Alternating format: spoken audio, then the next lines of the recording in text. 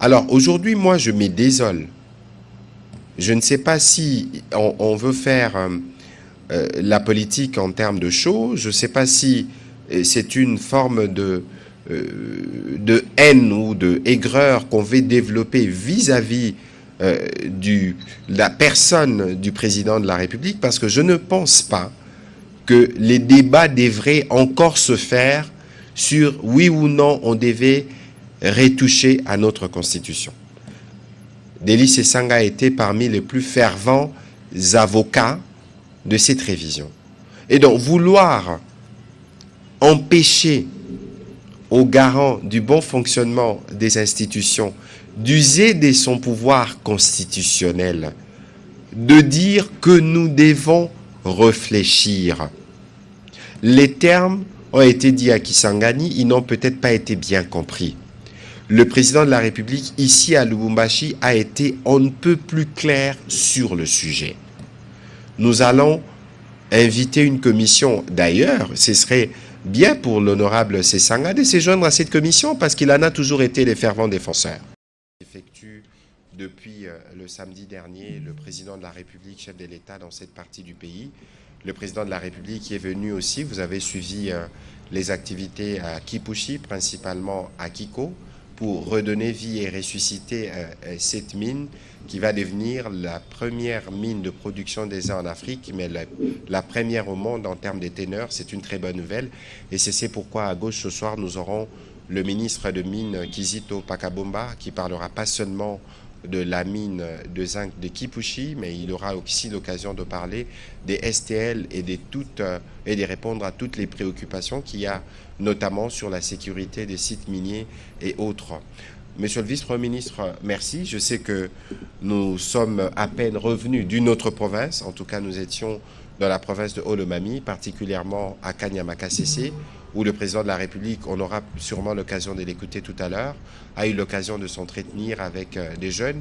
Mais en premier, monsieur le vice-premier ministre, qu'est-ce que vous pouvez nous dire de cette série de missions d'itinérance que le président de la République a commencé d'abord par la province orientale, disons par la province de la Chopo, et aujourd'hui dans les Hauts-Katanga avec ses passages dans le Olomami.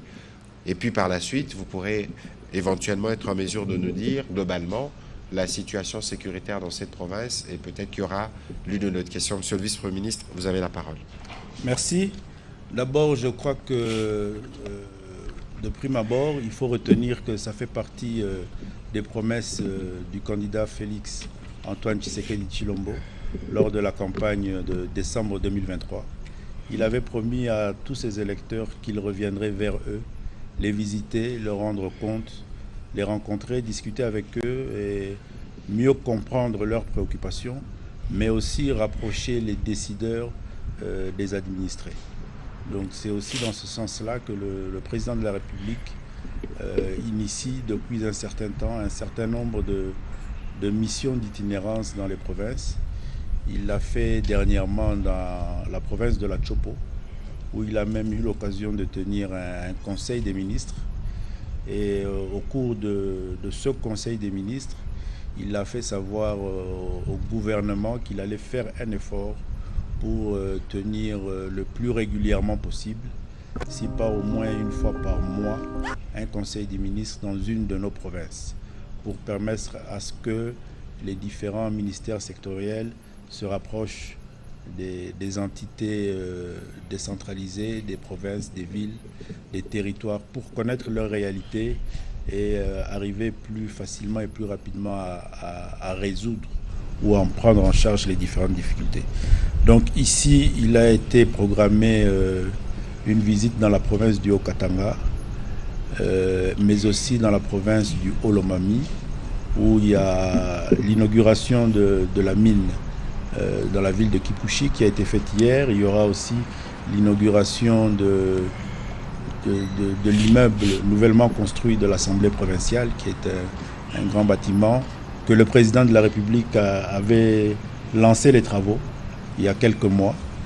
Et il en a profité pour tenir un conseil de sécurité provinciale qui s'est tenu hier dimanche dans la soirée, et une série d'audiences qui lui permet non seulement de se rapprocher de ses concitoyens, de les écouter, d'échanger avec eux, de comprendre, de mieux réaliser leurs différentes difficultés pour y trouver des réponses.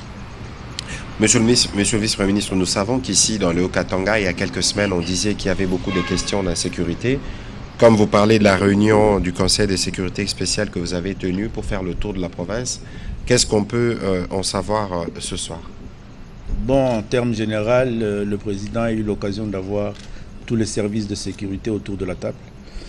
Il a aussi eu l'avantage d'avoir le commandant de la 22e région qui couvre tout l'ancien Katanga, c'est-à-dire 4 provinces, le Haut-Lomami, le Tanganyika et le Lualaba. Et des échanges ont été faits sur la situation sécuritaire. Un rapport lui a été fait. Je peux dire ici que, en général, la situation est relativement calme, mais c'est vrai qu'il a été fait cas de certains faits saillants par-ci par-là. Et ça lui a permis aussi de donner des instructions assez claires pour permettre à ce que toutes ces questions soient résolues. Voilà, monsieur le vice-ministre, avant peut-être que nous devons vous libérer parce que le président de la République a encore des audiences en ce moment et vous devez l'assister. Mais au dernier Conseil de ministres, vous avez parlé de la situation de l'Est de la République démocratique du Congo, particulièrement la nomination par les Rwandais de certains administrateurs de territoire dans les partis occupés. Vous avez parlé d'une expression que l'opinion voudrait mieux comprendre, épuration ethnique. Peut-on savoir pourquoi vous en avez parlé et qu'est-ce qui motive justement aujourd'hui que vous puissiez parler de cette situation? Oui, c'est une situation, une politique mise en place par les ennemis de la République démocratique du Congo, principalement le Rwanda, qui est en train de se concrétiser. Et c'est vrai que ce sont des faits assez graves où il nous faut, pour en parler, pouvoir réunir un certain nombre d'éléments. Et au fur et à mesure, nous sommes en train de les réunir et de les consacrer. Il faut arriver à réaliser qu'au début de cette aventure du M23 supplétif du Rwanda, il a été remarqué un déplacement massif des populations qui ont été expulsées par la violence de leurs maisons, de leurs villages, de leurs cités, de leurs territoires. C'est ce qui constitue aujourd'hui l'une des plus grandes catastrophes mondiales avec l'installation, la mise en place des camps de déplacés autour de la ville de Goma, où nous avons un peu plus de 7 millions de personnes qui sont regroupées autour de la ville de Goma en situation de refuge, parce qu'ils ont été chassés par la violence, par la guerre, par cette initiative prise par le M23 soutenu par le Rwanda. Par la suite, nous avons constaté avec vous aussi qu'ils sont passés à une étape encore plus dangereuse, c'est la reconnaissance de fausses autorités coutumières pour consacrer cette nouvelle organisation en dehors des populations autochtones. Mais pendant tout ce temps-là, au niveau des services, nous étions en train de rassembler un certain nombre de renseignements qui faisaient état de la transplantation de populations étrangères dans les villages, dans les maisons de nos compatriotes qui se retrouvent aujourd'hui réfugiés dans les différents camps de déplacés. Et maintenant, nous sommes en train de certifier ces renseignements avec la venue massive de ces populations étrangères qu'on installe dans les contrées, dans le territoire de Rutshuru, dans le territoire de Massissi. Et c'est ça qui consacre une épuration ethnique. Les termes sont suffisamment graves, monsieur le vice-premier ministre. Et les faits sont là. Les faits sont là, mais nous aurons l'occasion sûrement de revenir parce que c'est un élément qui méritait ces éclaircissements et cette prise de position claire du gouvernement. Je sais que de votre retour à Kinshasa, vous allez vous activer.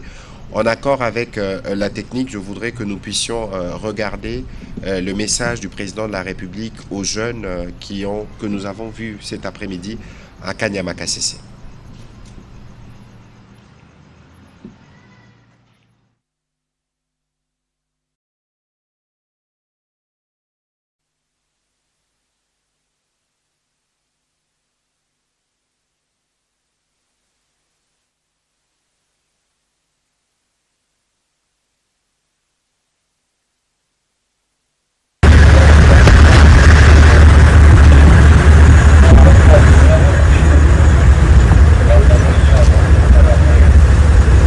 père bâtisseur de la nation, Banamboka, nazali na esengo mingi ya kokutana na bino lelo. Ndenge bozali wana bayebisi ngai na général Kasongo que bouti kokoma, ça fait à peu près 4 mois pour bobandi formation na bino. Nalingi naloba na bino boye,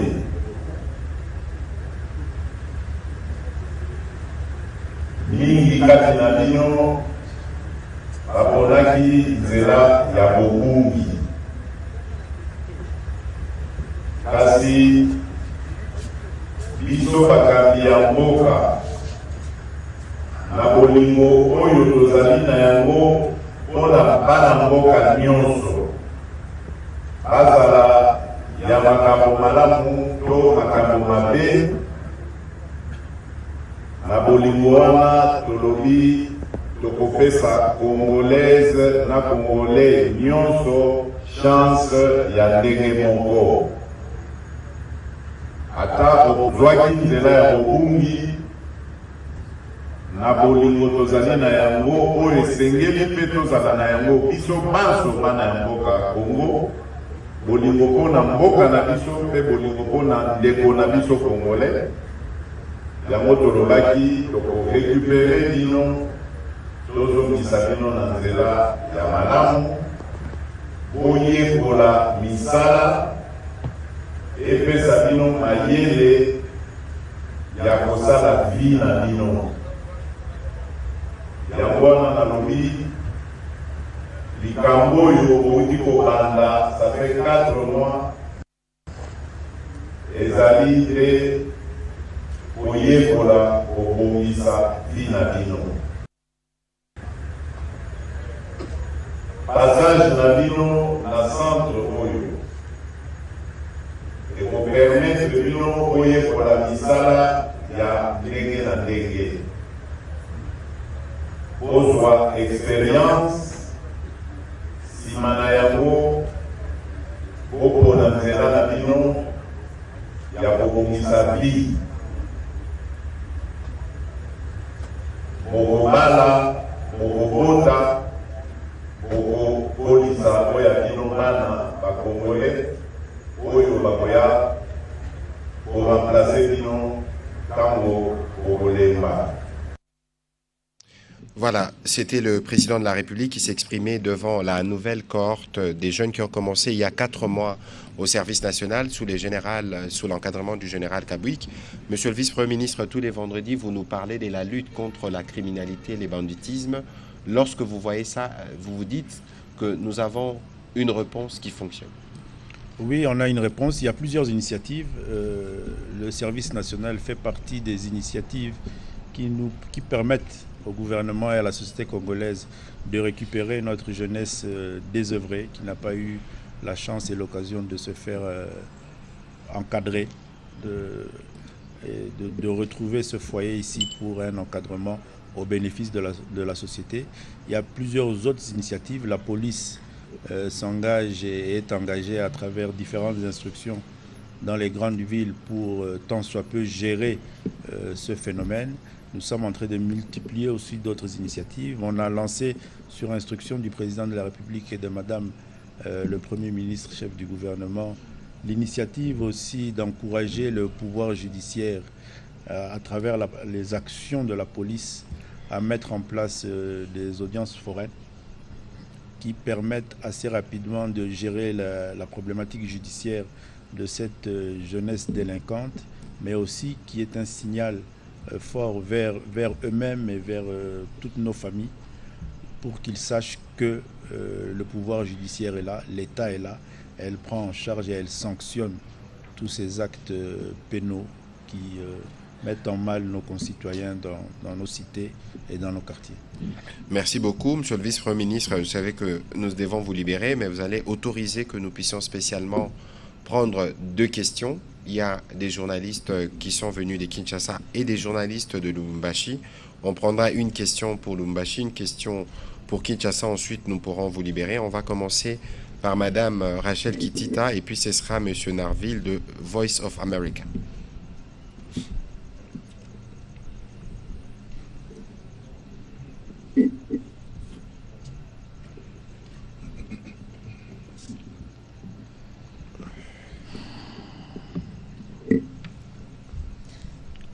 Merci beaucoup, Monsieur le porte-parole, pour la parole. 3 petites questions. Je m'adresse à vous d'abord au vice-premier ministre, ministre en charge de l'Intérieur. Épuration ethnique signifie pour bon nombre des Congolais une question discriminatoire. Pourquoi? Est-ce que le gouvernement est prêt aujourd'hui à l'assumer et pourquoi cette discrimination? Qu'est-ce que vous visez exactement par cette question de l'épuration ethnique, notamment dans les dernières nominations des administrateurs? Aussi la question de la sécurisation des sites miniers. Vous savez d'où viennent ces hommes en uniforme? Vous savez qui sont-ils? Qu'est-ce que vous attendez pour sanctionner puisque la situation semble s'éterniser? Vous allez vous rencontrer, discuter, prendre des mesures, mais la plus grande mesure, c'est d'abord des sanctions sévères pour que pareille situation ne se répète plus. Et une dernière question au porte-parole du gouvernement, le président de la République ne cesse de le dire, et de dire aux Congolais sa volonté de changer la Constitution. Mais cette question ne doit pas diviser la classe politique, ou moins encore la population congolaise. Vous avez suivi des réactions qui fusent de partout, des opposants notamment, réactions très sévères de Délice Sanga, mais aussi aujourd'hui de Martin Fayulu et peut-être demain de Moïse Katumbi ou encore de Joseph Kabila. Pourquoi cette insistance sur le changement ou la modification de la constitution de la RDC aujourd'hui, alors que c'est une question qui ne semble pas faire l'unanimité au sein de la classe politique? Merci, j'aurai l'occasion de répondre à cette question, le temps justement de prendre les réponses du vice-premier ministre. Sûrement que le ministre de Mines pourra dire un mot à ces sujets parce que vous parlez des sécurisations de sites miniers. Mais d'abord, c'était sur la question des administrateurs récemment nommés par les Rwandais et des supplétifs du M23 avec l'expression épuration ethnique que nous avons entendue pour la première fois vendredi dernier au Conseil des ministres. Monsieur le vice-premier ministre. Oui, vous avez identifié un acte très important posé par le M23 et le Rwanda, c'est la nomination des administrateurs. Donc nous, au niveau du gouvernement, nous avons relevé une série d'actes posés de façon graduelle. Et la première, elle a été le fait d'avoir chassé toutes les populations, et vidé des villages, des cités, de toutes leurs populations. Maintenant, il ne faut pas nous poser la question au gouvernement de savoir qu'est-ce qu'elle vise. Le gouvernement est là pour défendre les intérêts de ces populations. Le gouvernement fait un constat que nous sommes dans une situation d'épuration ethnique parce que vous constaterez aussi, et nous sommes en train de récolter tous les éléments, qu'il s'agit du déplacement d'une population bien identifiée, d'une ethnie bien identifiée, pour repeupler ces espaces par une autre population bien identifiée, d'une ethnie aussi bien identifiée. Donc nous, au niveau du gouvernement, nous faisons notre travail de rassembler tous ces faits et de les mettre à la connaissance de l'opinion publique. Et nous passerons nécessairement, sûrement, à une autre étape, celle de la dénonciation, c'est-à-dire de la saisine de la justice au niveau international pour que tous ces faits-là soient actés et soient sanctionnés comme le droit international le réglemente. Alors, en ce qui concerne la sécurisation des sites miniers, je peux vous dire que depuis quelque temps, et sur instruction du président de la République, nous avons au niveau du gouvernement et par l'entremise du ministère de l'Intérieur, Sécurité, initié un certain nombre de réunions qui ont pour objet principal cette question-là, la sécurisation des sites miniers et même aussi la présence des personnes étrangères dans nos sites miniers. Et ces réunions, nous les faisons, nous les tenons avec le ministère des Mines, le ministère de l'Hydrocarbure, mais aussi le ministère de la Défense, et avec les différents services de sécurité. Il est ici question pour le gouvernement d'avoir d'abord, dans un premier temps, une idée globale de la situation dénoncée depuis un certain nombre de temps, sur laquelle nous avons déjà un certain nombre d'éléments, mais nous voulons, à travers ce focus qui s'est mis en place avec les différents ministères sectoriels, pouvoir avoir une idée globale de la question et pouvoir en sortir avec une initiative qui va mettre fin à toute cette situation. Effectivement, vous l'avez bien dit, il y a des sanctions qui doivent être prises et il y a déjà des sanctions. Ça, je peux vous le confirmer. Il y a certains de nos hommes en uniforme qui sont aujourd'hui sanctionnés pour ces faits-là. Mais nous nous retrouvons devant une situation où nous avons un bon nombre de sites miniers qu'il faut nécessairement sécuriser.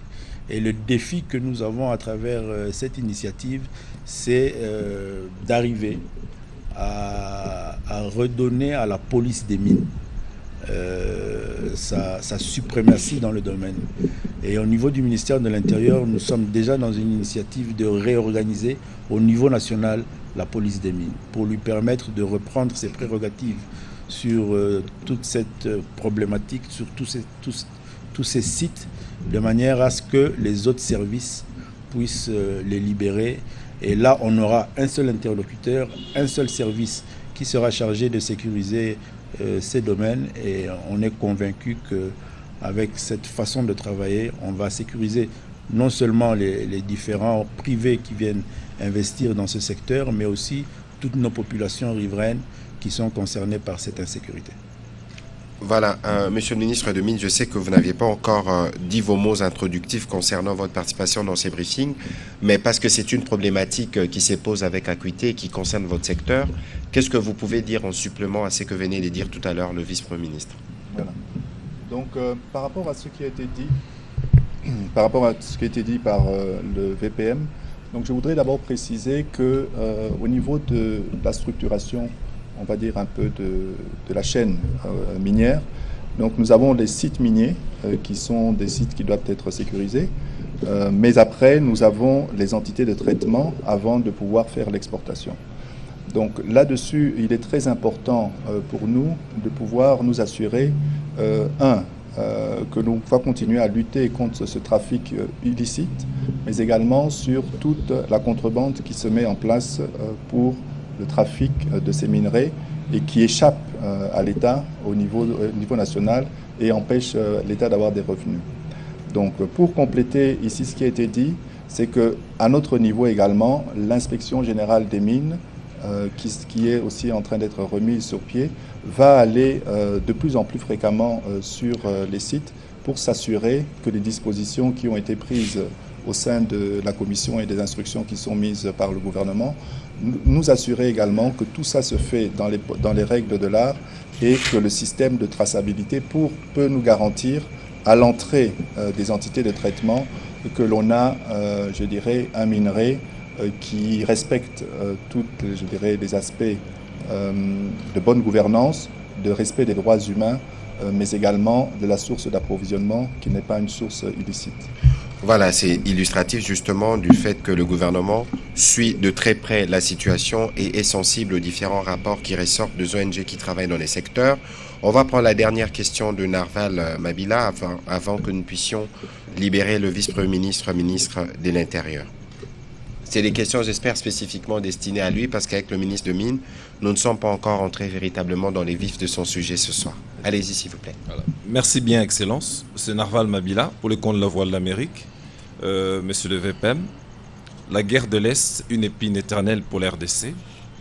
Des milliers de morts, sans résultat pour l'RDC. Chaque jour, l'RDC continue à se plaindre sur le plan international. Il faut attendre des sanctions. Quelles seraient aujourd'hui les stratégies qui peuvent permettre à ce que l'RDC puisse retrouver sa paix et que les gens de l'Est puissent vivre en paix? Parce que c'est une promesse du président de la République lors de sa campagne. Il avait promis qu'il devait y avoir la paix à l'Est de la RDC, mais aujourd'hui c'est des éternelles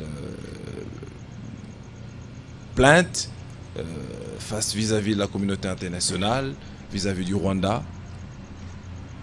Alors, si c'est cela votre question, le VPM aura l'occasion justement de répondre d'embrouiller. Qu'est-ce que vous appelez plainte? Parce que j'entends souvent dire ça.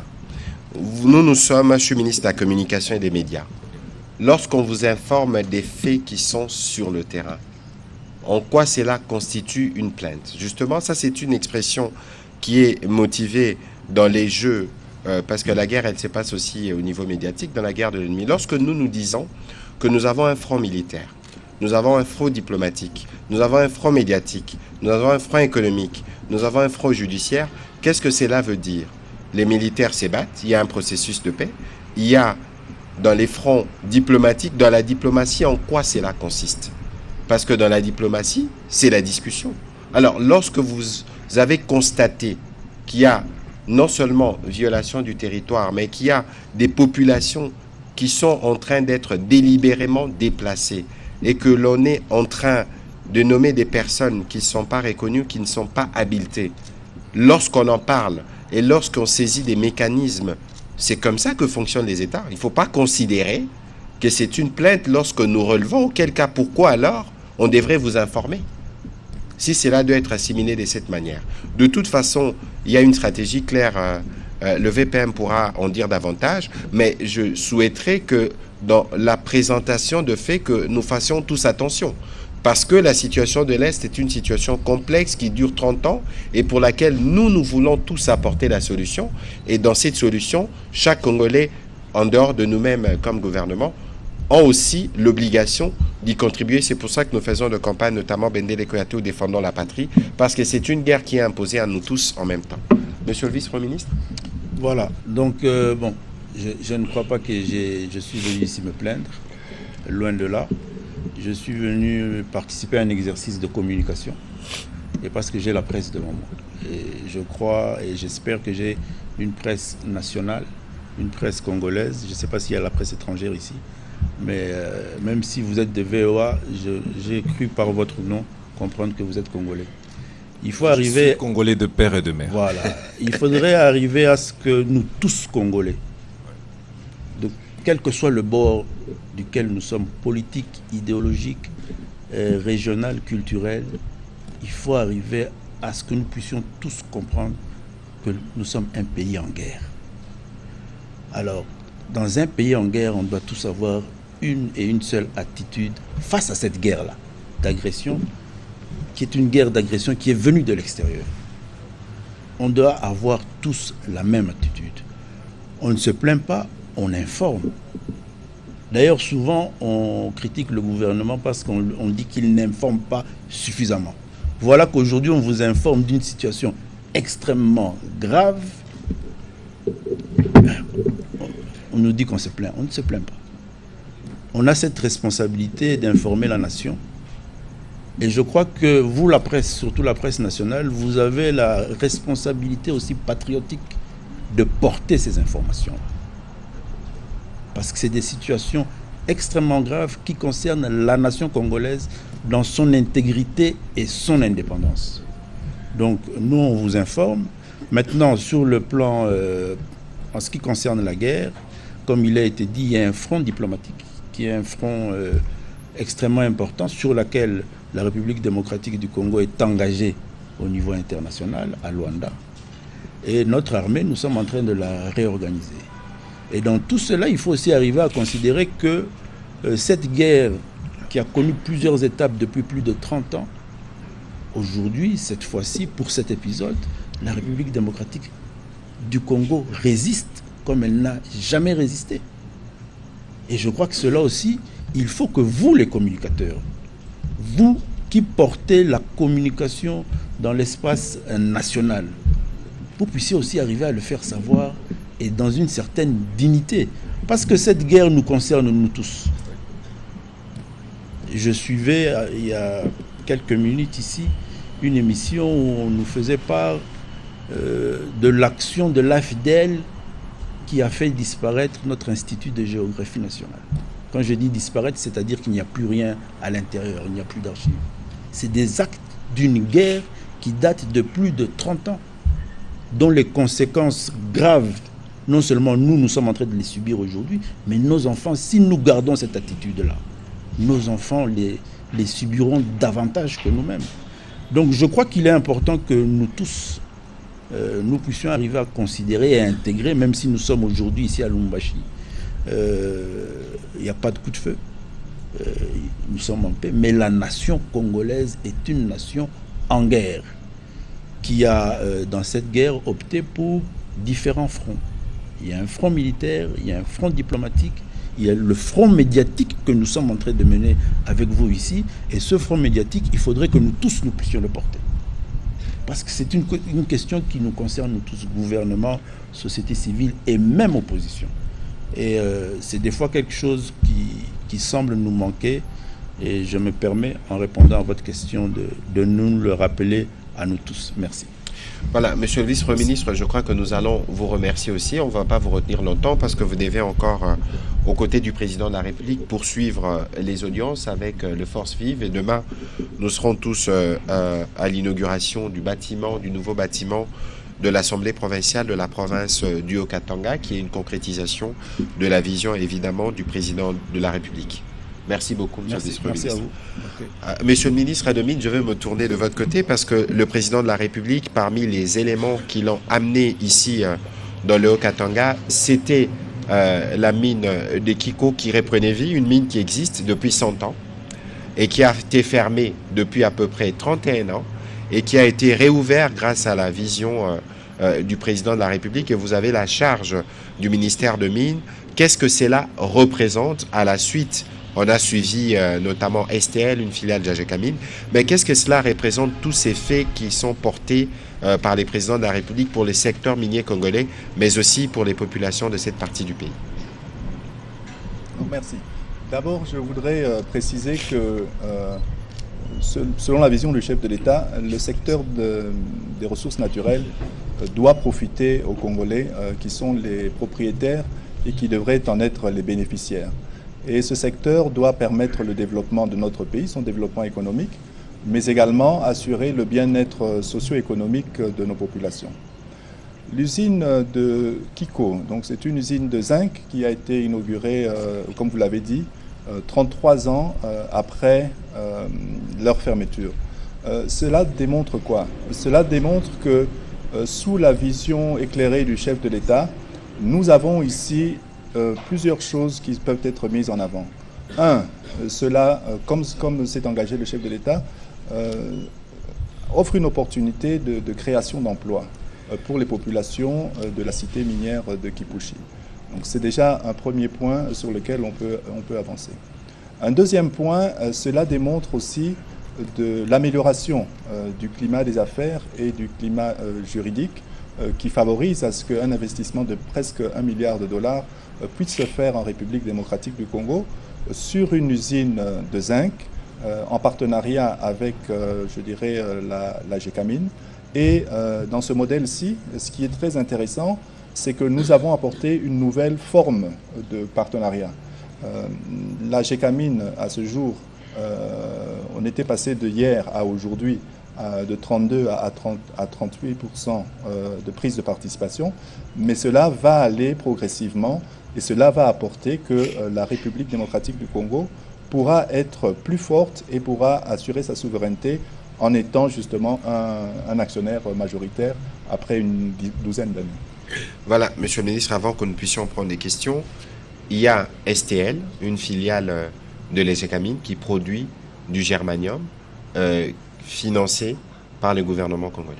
Qu'est-ce que vous pouvez dire à ces sujets-là? Voilà. Avant d'aborder ce point, ce que je voudrais préciser, c'est en fait quelle est la politique de notre ministère. Le ministère se focalise en fait autour de 5 axes, principalement, on va dire, liés autour d'un seul mot, le mot qui est diversification. Le premier mot diversification, c'est pour expliquer que nous sommes, avec cet exemple également de Ivanoé, nous sommes à la recherche de la diversification de nos partenaires au niveau international. Cette diversification se fait, je dirais, avec différents pays, mais également sud-sud, en des partenariats avec, je dirais, les régions sud, mais également congolaises, soit nationales, soit publiques, soit avec des individus. L'autre aspect de la diversification est la diversification sur les minerais que l'on traite. Vous avez parlé du germanium. Aujourd'hui, on a le zinc et demain, nous aurons le lithium et d'autres types de matériaux. Donc là-dessus, nous avons en termes de minerais déjà une diversification des types de minerais que nous allons produire. Enfin, encore une autre diversification, c'est la diversification autour des provinces minières. Aujourd'hui, les activités minières sont concentrées principalement sur l'Est, le Sud et une partie du centre. Mais vous êtes sans savoir que la République démocratique du Congo regorge d'énormes richesses. Et ces richesses, on les retrouve dans toutes les provinces de notre pays. Enfin, une autre partie de la diversification que nous dirons, c'est la diversification en termes de produits finis ou semi-finis que l'on va faire ici localement. Et c'est là où entre en compte toute la partie de la transformation locale. Transformation locale où on ira un peu plus en profondeur dans la chaîne de valeur et également dans la création d'emplois, renforcer la création d'emplois et renforcer le transfert de technologies. Et enfin, la diversification, c'est-à-dire utiliser les ressources du secteur minier pour pouvoir diversifier réellement notre économie en partant sur l'agriculture, le tourisme et d'autres activités. Donc vous avez là le cas spécifique de STL avec son germanium qui répond, sur les aspects de diversification au niveau national où c'est l'État qui reprend de la souveraineté avec une nouvelle commodité, mais également sur le cas d'hier à Kiko où nous avions l'attraction d'un investisseur étranger et sur un minerai qui est le zinc. Et cela pour profiter en fait aux différentes populations locales parce que ces communautés locales derrière vont bénéficier d'emplois directs, d'emplois indirects et une vie et la création d'une vie économique va se remettre en place à ces endroits. Alors, vous avez parlé des diversifications, en tant que diversification de partenaires aussi. Exactement. Et dans le cas d'espèces, avec, je dirais, Ivan Noé, qui est donc un investisseur qui a déjà commencé ici, mais qui montre encore sa confiance dans la République démocratique du Congo, où il se dit qu'il peut investir des montants aussi importants et s'assurer d'un retour sur investissement. Voilà, merci beaucoup, Monsieur le Ministre. On va prendre quelques questions. On va commencer par celle de Patient Lukusa pour le compte de la presse de Lubumbashi, et puis ce sera Eric Izami pour Kinshasa. S'il vous plaît.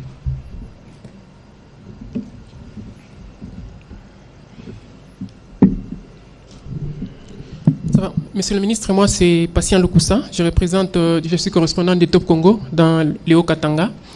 J'avais une question pour le monsieur le ministre de le VPM de l'Intérieur. Malheureusement, il est parti, mais je pose quand même la question, tout en espérant que vous, en tant que porte-parole, vous allez répondre à la question. La question, c'est, à chaque fois que le président est à Lubumbashi ou dans le Haut-Katanga, les barrières nocturnes qui sont érigées à partir de 22 heures sont souvent levées. Et par moments, les Congolais se posent des questions. Comment expliquer que c'est seulement à chaque fois que le président est là que les barrières sont levées? Et pourtant, dans certains quartiers comme la Rouachi, Faustin, Golf, il y a eu par moment chaque nuit des crépitements des balles la nuit. Et même aujourd'hui, vers 10 heures locales, il y a eu un séminariste qui a été enlevé. Nous sommes du côté, du côté de Tchamalale. Et l'Église catholique a même condamné son enlèvement et exige d'ailleurs sa libération. Ça, c'est la première question que j'avais. La deuxième, c'est, Monsieur le ministre, le président, son interprétation sur l'article 217. Je crois que sur la question de la Constitution, j'y répondrai. Oui. Si c'est cela la question, vous pouvez la poser, mais je répondrai plus tard. D'accord. Au ministre Domine, Monsieur le ministre, je crois que je vous ai posé la même question hier à Kipushi. Malheureusement, je n'étais pas satisfait. La plupart des habitants qui sont qui sont aux côtés des entreprises minières, je prends l'exemple ici sur la route Kin-Sévéré, il y a une entreprise qu'on appelle MMG. Les habitants qui se trouvent au niveau des 91e poteaux, ces habitants se plaignent chaque fois. Ils ont même demandé leur délocalisation. Pourquoi? Parce que les eaux, depuis qu'ils puisent là-bas, ces eaux ont des conséquences sur leur santé et même sur leurs animaux. Et j'étais sur place, je me suis rendu compte que, les habitants se sont rendus compte que même les arbres sont en train de faner à cause de la pollution des eaux aux alentours de cette entreprise-là. Ce n'est pas seulement pour cette entreprise, mais la plupart des habitants qui sont le long des entreprises enregistrent ces problèmes. Et vous, en tant que ministre des Mines, même si on parle de Kiko, quelles sont les dispositions que vous allez quand même prendre pour la santé de ces Congolais, de ces populations qui ne demandent que la protection sur le plan de la santé? Merci. Voilà. Monsieur le ministre. Voilà. D'abord, il faut savoir que nous plaçons le centre de nos activités tous les aspects de règles, ce qu'on appelle le RSE, c'est-à-dire responsabilité sociétale et environnementale des entreprises. Dans le cas d'espèce de MMG, Kinsevere, nous avons une mission qui est sur place, ici à Lubumbashi, depuis la semaine passée, qui justement est en train de relever les aspects je dirais, d'impact de cette activité minière sur les populations avoisinantes. Et donc là, je dirais, nous avons le rapport qui va sortir récemment, incessamment, et là-dessus, vous entendrez les dispositions qui seront prises parce que, comme je le rappelle, ce n'est pas normal que, ce sont des dispositions qui sont prises dans le code des règlements miniers, où les entreprises ont cette responsabilité de travailler en harmonie avec les populations environnantes et surtout à ne pas impacter leur quotidien. Et quand ça doit être fait, il y a, comme vous l'expliquez, des délocalisations qui doivent être mises en place. Mais sinon, en amont déjà, il y a plein de mesures qui doivent être prises par ces entreprises pour éviter de pouvoir atteindre je dirais, à la sécurité des populations. Voilà, on va prendre les questions de Eric Izami. Merci de la parole, Excellence, Monsieur le ministre de la Communication et Médias. Je suis Eric Izami pour le compte de Antenne A Télévision. Je regrette que le VPM soit parti, mais bon, puisque lui, il était là quand même, il s'occupe de la territoriale. J'aurais voulu commencer par une exhortation. Nous sommes à Lubumbashi. Nous aurions voulu savoir le secret du gouverneur du Haut-Katanga, parce que j'ai vu quand même que la ville est propre, qui partage son secret aux autres gouverneurs de la République démocratique du Congo. Alors, pour le ministre de Mines, M. Kizito Pakabomba,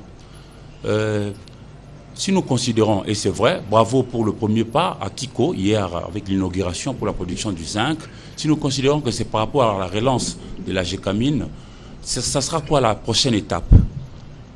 Vous irez où pour justement revigorer la GECAMINE? Et puis, on vous a vu récemment au niveau de la représentation nationale à Kinshasa, à l'Assemblée nationale, mais peu avant que vous n'arriviez là-bas devant les élus du peuple, vous aviez diligenté une enquête, notamment dans 3 territoires de la province du Sud Kivu, Fizi, Mwenga, Chabunda.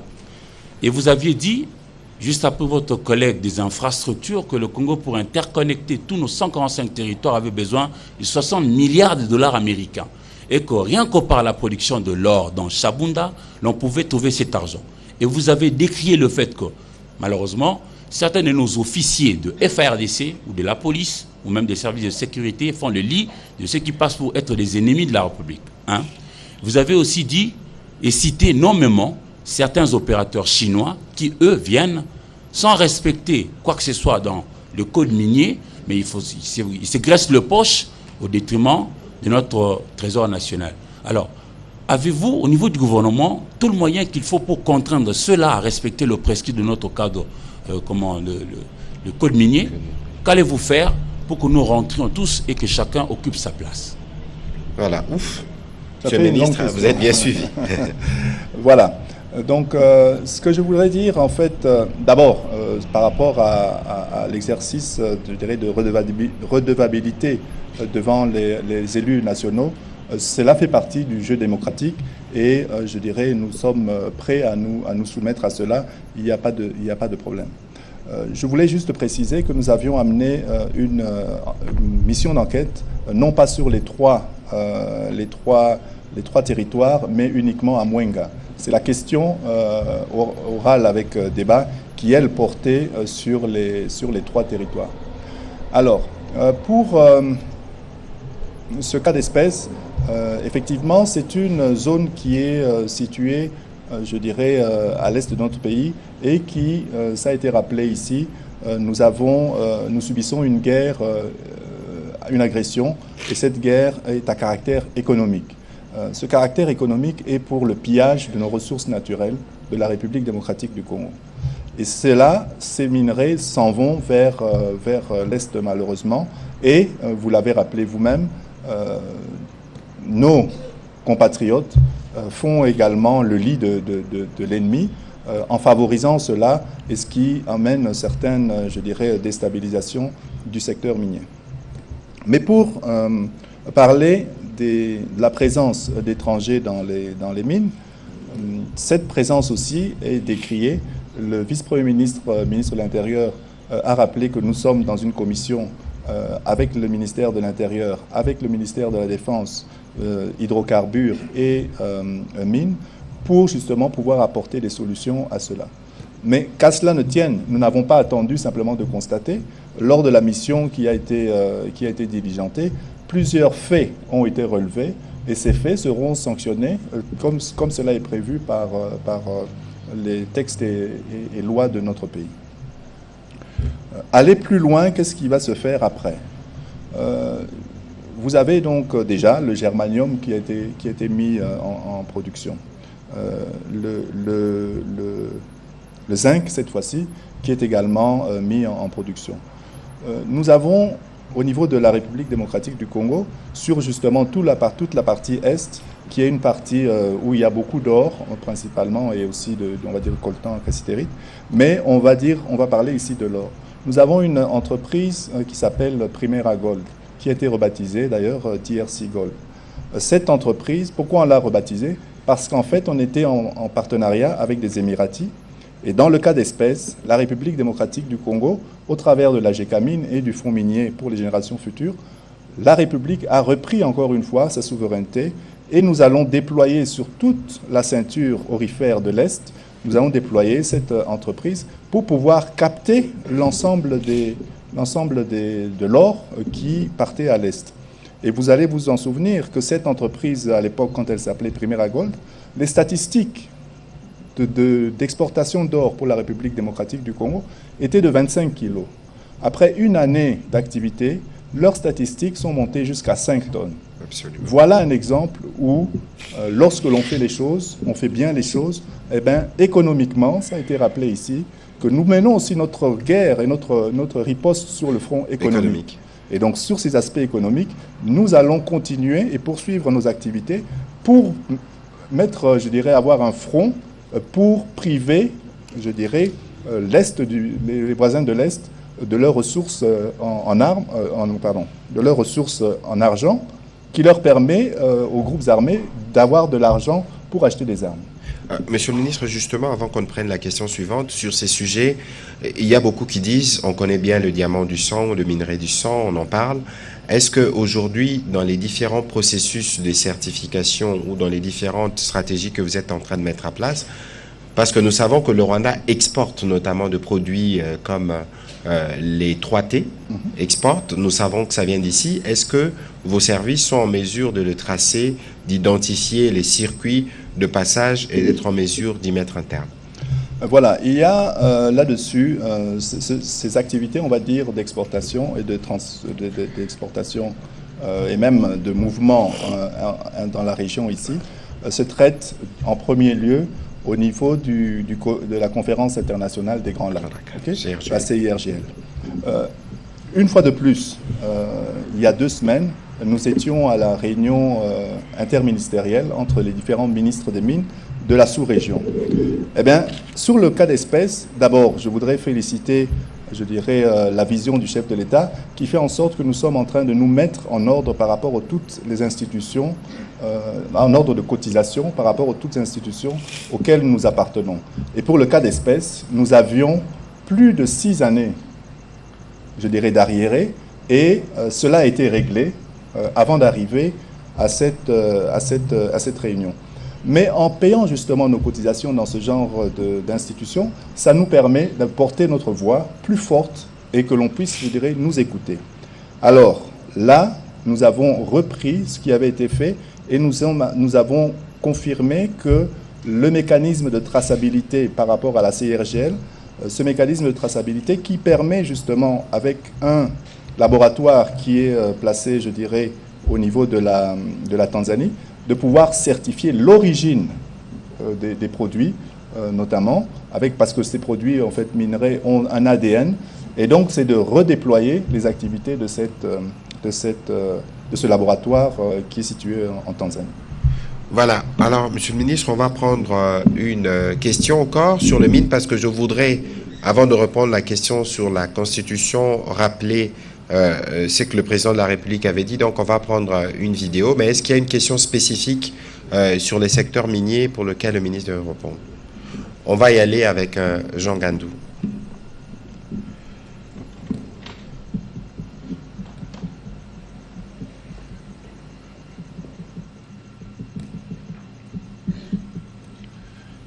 Merci beaucoup pour la parole. C'est Jean Gandou de Radio Kapi.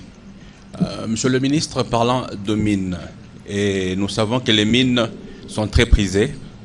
Les opérateurs miniers s'inquiètent du climat des affaires qui semble ne pas être très bon, notamment au niveau de la frontière de Kasumbalesa, où au lieu qu'on ait les services requis, il y en a un nombre quasi pléthorique. Et très souvent, on les chasse, ils reviennent. Mais alors la question qui se pose, ceux qui sont les instigateurs ou qui envoient les autres services à la frontière, sont-ils plus forts que l'État pour qu'ils ne soient pas sanctionnés? Parce qu'en fait, cela fait en sorte que certains opérateurs économiques qui veulent bien venir au pays s'arrangent pour aller investir ailleurs et c'est le pays qui perd. Est-ce qu'il y a une politique pour que les mesures qui seraient prises puissent être vraiment suivies et que les opérateurs miniers surtout puissent être sécurisés? On en voit sur la grande route, la route des contournements, il y en a qui sont attaqués. Il y a les cathodes de cuivre qui disparaissent et c'est là des notes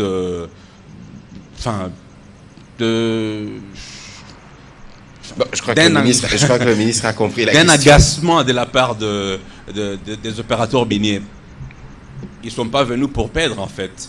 Ils viennent pour investir et au retour qu'ils puissent gagner quelque chose. Voilà. Voilà, M. Ngandou. Ici, je dirais d'abord par rapport au climat des affaires, beaucoup d'efforts sont faits, pas seulement au sein du ministère des Mines, mais même au sein du ministère des Finances et sur d'autres aspects également.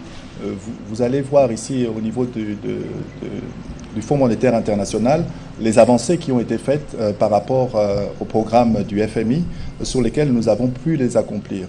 Cela nous donne cette crédibilité. Le cas qui s'est passé hier à Kipushi avec Kiko qui a réouvert, c'est un investissement, je vous dis, de pratiquement presque $1 milliard. C'est un investisseur qui vient en République démocratique du Congo et qui investit, comme vous dites, pour ne pas perdre. Et s'il met son argent là, c'est qu'il ne va pas perdre. Ok ? Nous avons également, et cette mine de Kiko, c'est la plus grande mine, ça a été rappelé, de zinc au niveau de l'Afrique. Mais par contre, nous avons encore des investissements qui se font, par exemple, à Kamoa. Ce sont des investissements massifs, encore plus importants que ce qui s'est fait au niveau de Kiko. Et ces investissements permettent d'avoir, au niveau de la production cette fois-ci de cuivre, d'avoir la plus grande usine avec de production de cuivre dans le monde. Donc, ici, il y a des efforts. C'est vrai que nous venons de loin, mais depuis l'avènement du chef de l'État au sommet de la nation, des efforts sont faits pour lutter contre la corruption, pour la bonne gouvernance, pour la transparence. Alors, maintenant, sur toute la chaîne, qu'est-ce qui se fait? C'est que nous allons mettre, et nous avons commencé, aujourd'hui, nous avons trouvé, en fait, un système de traçabilité qui était fait de différents petits morceaux, si je veux dire. Donc, nous allons intégrer tout cela dans une chaîne digitale pour que l'on puisse avoir une très bonne traçabilité jusqu'aux frontières et même jusqu'aux exportations. Et encore aussi là-dessus, pour nous assurer que lorsque l'on a les 60% qui sont normalement destinés à être rapatriés en République démocratique du Congo, cela se fait et nous pouvons suivre sur toute la chaîne qu'est-ce qui s'est passé. Les aspects qui peuvent arriver, que l'on a parfois des aspects de banditisme, je dirais, le VPM, ministre de l'Intérieur, a rappelé que la police se déploie, que, je dirais, ce sont des situations qui sont gérées, je dirais, au cas par cas, dans la mesure où, sur toute la chaîne, il nous faut avoir et assurer à ces investisseurs la sécurité, mais une sécurité pour tous. Voilà, Monsieur le Ministre, avant que je ne réponde à la question très attendue sur la Constitution, il y a quand même deux choses qu'il faut dire. La problématique de l'encadrement des artisanaux et la problématique de la présence des enfants, par exemple, dans les mines, dans le Lualaba. Vous savez qu'il y a eu notamment ces communiqués du département du travail américain, je pense, qui fustigeait cela au risque que cela connote sur la réputation du cobalt produit en RDC. Qu'est-ce qui est fait pour ces deux questions spécifiquement? Voilà. Pour les aspects de nos artisans creuseurs. Pour cela, ce que nous faisons, et nous mettons de plus en plus en place des zones d'exploitation artisanale qui leur permettront de pouvoir travailler dans une zone qui leur est dédiée.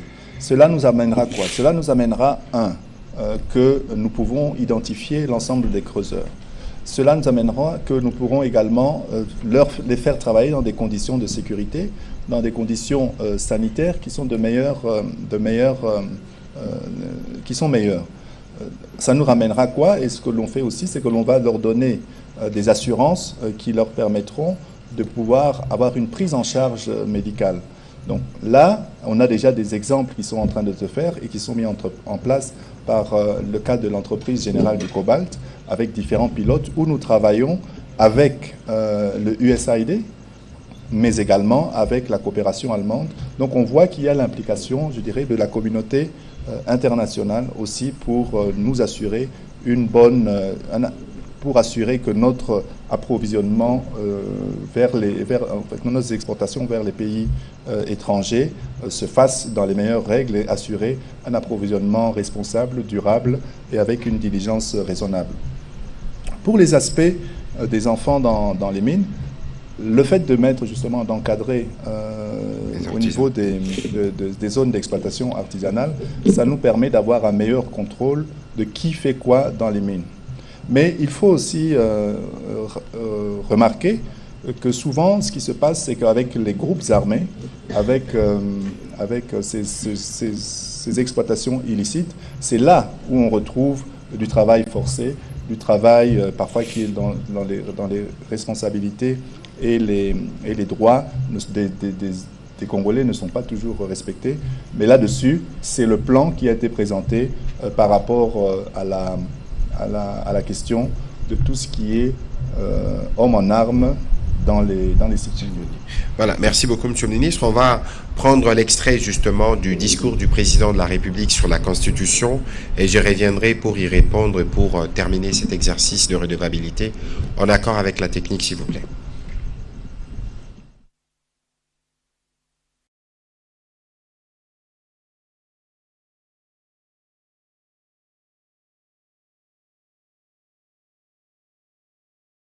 Je vous confirme encore ce que j'avais dit à Kisangani. L'année prochaine, je vais réunir une commission de Congolaises et de Congolais bien pensants qui sont issus de plusieurs disciplines et dont l'objectif sera de revoir cette constitution.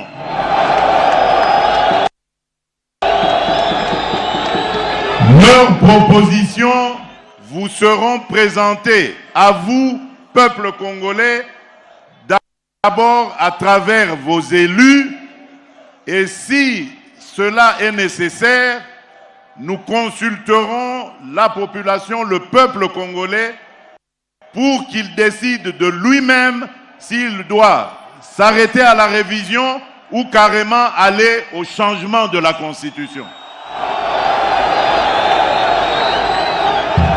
Et personne, vous avez entendu, personne ne changera mon avis sur cette question. Je ne suis pas venu à la tête du Congo pour m'éterniser au pouvoir et pour faire souffrir mes compatriotes. Jamais. Tout ce que je fais, tout ce à quoi je pense, c'est au bonheur de mes compatriotes, au développement de mon pays. Parce qu'un jour, je vais devenir ex-président et je vais vivre dans ce pays auprès des miens. Je voudrais circuler dans toutes les provinces, aller et venir avec ma famille, avec mes amis et rencontrer mes compatriotes dans toute la République démocratique du Congo et en toute paix. Et c'est ça que je suis en train de préparer pour nos générations futures. Voilà, Madame Rachel Kittit, à vous qui avez posé la question tout à l'heure, et je crois que les propos du président de la République sont bien clairs. Je ne voudrais pas sortir de ma casquette de porte-parole du gouvernement, mais je voudrais quand même rappeler une partie de mon passé récent. N'oubliez pas que j'étais dans les G13, le groupe de 13 qui avait notamment milité pour de réformes électorales. Je me souviens que ici à Lubumbashi, nous sommes venus à l'époque rencontrer Moïse Katumbi pour lui faire part de nos propositions. Autant nous avions rencontré après le président de la République en dernier ressort pour lui faire part de réflexions que nous avions récoltées pour améliorer notre processus électoral. Dans les propositions qui ont été, y compris endossées par Moïse Katumbi, qui étaient portées par nous dans le groupe de 13, y compris l'honorable Delis Esanga. Je rappelle d'ailleurs, concernant l'honorable Delis Esanga, j'espère que vous tous, vous avez suivi le compte rendu du vendredi dernier où le président de la République a condamné fortement les voies de fait qui ont été commises sur lui par des éléments de la police.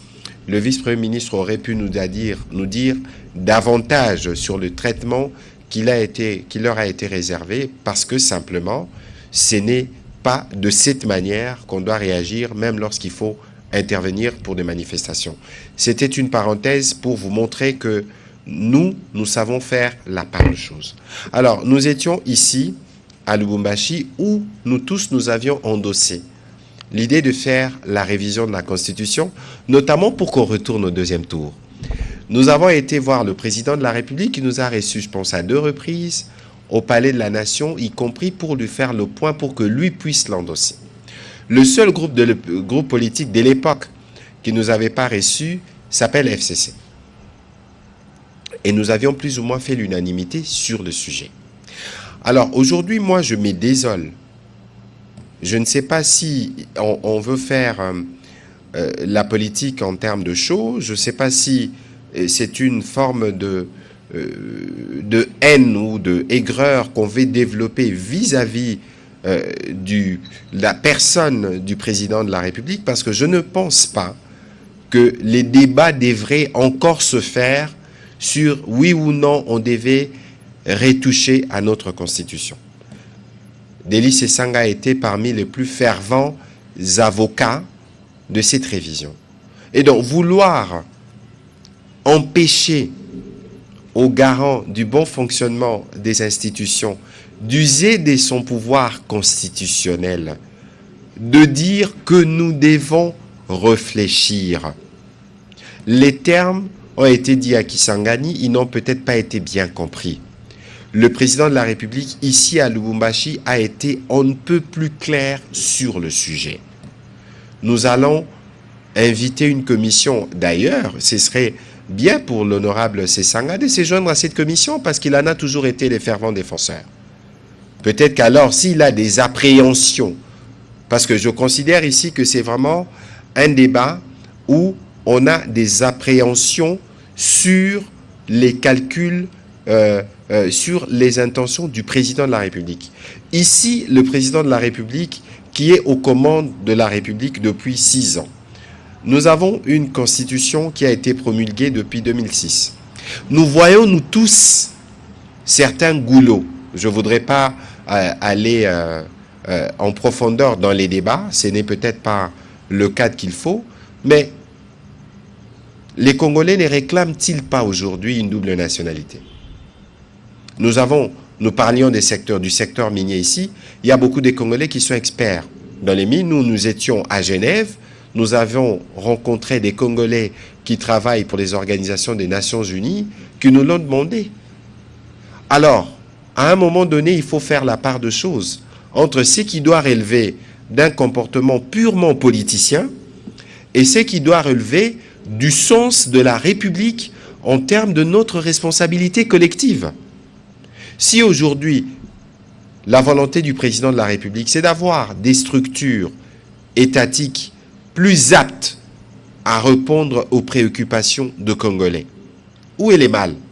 Si aujourd'hui, c'est pour permettre à nos compatriotes qui ont pris de nationalité étrangère de jouir du fait qu'ils ne peuvent pas perdre leur nationalité d'origine, ça pose de problème à qui?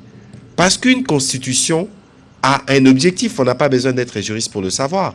L'objectif de la constitution actuelle, dans les contextes de son élaboration, on voulait mettre fin à la guerre. On voulait nous assurer que toutes les parties prenantes à la guerre peuvent contribuer à la gestion du pays. Mais aujourd'hui, qui ne s'énerve pas de voir que nous avons par exemple 700 partis politiques? Lorsque vous avez suivi les résultats des états généraux de la justice, où on estime qu'il y a des articles qui peuvent être retouchés. Alors ici, il faut nous sortir de haine, nous sortir des aigreurs, nous sortir du côté envieux ou du côté ambitieux à outrance, devenir président de la République à tout prix, pour ne pas empêcher aux Congolais d'avoir accès à des éléments d'information qui ressortiront de la commission qui sera mise en place et qui leur permettront de juger. Pourquoi vous voulez priver des Congolais du droit d'évaluer le texte mère qui nous régit si ces textes posent des problèmes pour certaines questions qui nous sont prioritaires? Alors il faut dépolitiser, dépassionner les débats. Il faut éviter d'aller dans des procès d'intention. Nous sommes en début de mandat. Le président de la République a encore 4 ans. Alors il faut éviter de lui prêter des intentions. Ici, l'idée, et c'est clairement exprimé, l'année prochaine, c'est dans quelques mois, une commission sera mise en place pour tous les compatriotes qui ont des idées, y compris pour dire non. Parce qu'ici, virtuellement, on veut dire non parce qu'on pense qu'on veut toucher un article. Mais la Constitution, ce n'est pas qu'un seul article. Et donc, voilà un peu, parce que c'est un débat important et j'espère que vous, les professionnels des médias, vous allez nous aider à converger vers l'essentiel. Parce que l'objectif ici, c'est de nous assurer que nous avons des institutions qui sont plus fortes et des institutions qui sont plus à même de répondre aux défis des compatriotes. Le président de la République vous l'a dit, son souci, ce n'est pas de s'éterniser au pouvoir, mais c'est d'être sûr qu'après son passage, qu'il rende la tâche plus facile à celui qui lui succédera et qui sont en mesure de vivre dans ce pays. Mais qu'est-ce qu'il y a d'anormal dans ce que le président de la République souhaite? Parce que c'est lui qui a la charge de conduire les destins de ce pays. Alors, on ne va pas aller davantage sur les sujets pour éviter d'inutiles polémiques, mais je pense que c'était un rappel qui était important. Aujourd'hui, ce que je vois, c'est un acharnement sur le président de la République et on veut prendre prétexte sur la Constitution parce que par les passés, tout le monde a réclamé à un moment ou à un autre de retoucher cette Constitution, ne fût-ce que pour amener les deuxièmes tours à l'élection présidentielle et les déclarations sont publiques. Je n'en dirai pas plus. On va, je pense, terminer par là cet exercice de redevabilité. Monsieur le ministre de Mines, est-ce que vous avez un dernier commentaire pour ce qui vous concerne avant que nous puissions clôturer cet exercice de redevabilité? Voilà. Je voudrais quand même rappeler que la République démocratique du Congo regorge d'abondantes ressources naturelles et ces ressources naturelles aujourd'hui sont importantes pour tout ce que l'on appelle la transition énergétique. Au niveau de notre pays, nous devons justement utiliser cette opportunité pour pouvoir assurer le développement de notre pays. Nous sommes ici à Lubumbashi, dans une ville minière qui a été créée avec les ressources du secteur minier. Le secteur minier, au jour d'aujourd'hui, est un important contributeur au niveau du budget national, mais nous devons diriger beaucoup de ces ressources vers la création d'infrastructures routières, d'infrastructures électriques, et cela nous permettra de pouvoir amener ce développement tant attendu pour notre pays. Sachez qu'aujourd'hui, nous possédons et nous disons que nous avons des minerais stratégiques.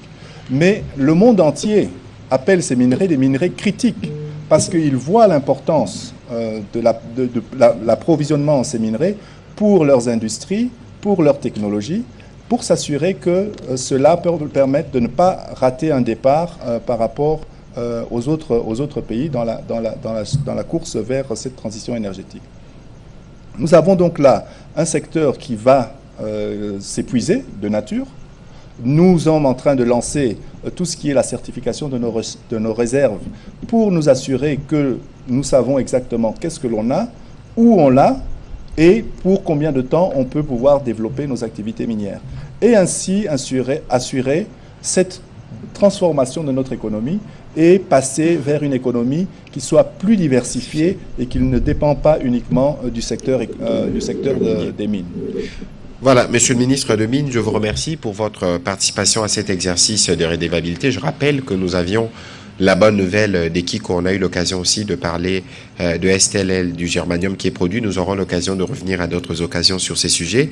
Nous allons clôturer cet exercice de redevabilité ici. On n'a pas pu avoir le gouverneur justement qui est encore en train d'assister le président de la République à des différentes audiences.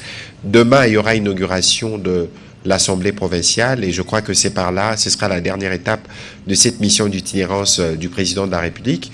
Je rappelle que nous étions à Kanyamakasese aujourd'hui parce que c'est aussi là une des réponses que l'on donne, y compris pour nos jeunes qui sont désœuvrés, y compris pour nos besoins en tout cas en alimentation, parce que Kanyamakasese aujourd'hui sera en mesure de nourrir non pas seulement les parties concernées directement, ça veut dire la province du Olomami ou la province du Haut-Katanga, mais ça peut s'étendre dans tout le pays. Et donc, c'est aussi là l'illustration de la vision du président de la République.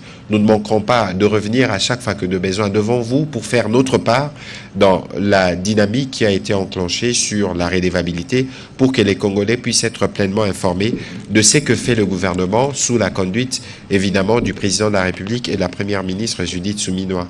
Tout le cas, c'est sur cette note que nous vous remercions de votre participation. Merci.